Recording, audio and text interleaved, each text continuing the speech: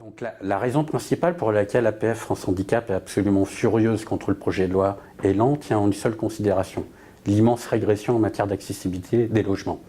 Pourquoi? Parce que le projet de loi prévoit de passer de 100% de logements accessibles à uniquement 10%.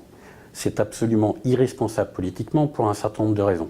La première tient au fait du vieillissement démographique, puisque selon l'INSEE, près d'un quart de la population française aura plus de 65 ans d'ici 10 ans. La deuxième raison tient à une incohérence entre diverses politiques publiques que mène actuellement le gouvernement. La première d'entre elles, c'est la transformation de l'offre médico-sociale que promeut la secrétaire d'État aux personnes handicapées, puisqu'il est prévu que les résidents actuellement en situation de handicap qui vivent dans des structures médico-sociales vivent d'ici la fin du quinquennat en pleine ville, comme tout le monde, en milieu ordinaire.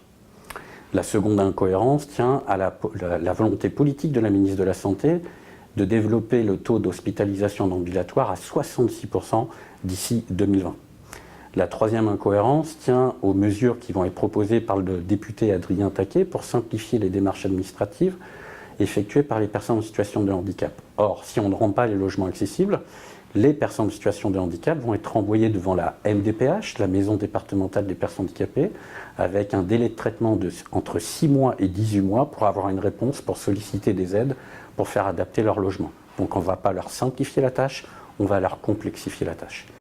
Ce que demande donc APF France Handicap, c'est tout simplement le retrait pur et simple de cet article 18 du projet de loi Elan, qui constitue une immense régression pour l'accessibilité des logements qui concerne tout le monde, pas uniquement que les personnes en situation de handicap, mais y compris les personnes âgées, les parents avec les poussettes, les femmes enceintes et toute personne en quête d'accessibilité. Car il s'agit bien de construire une société inclusive avec des logements de qualité pour tous.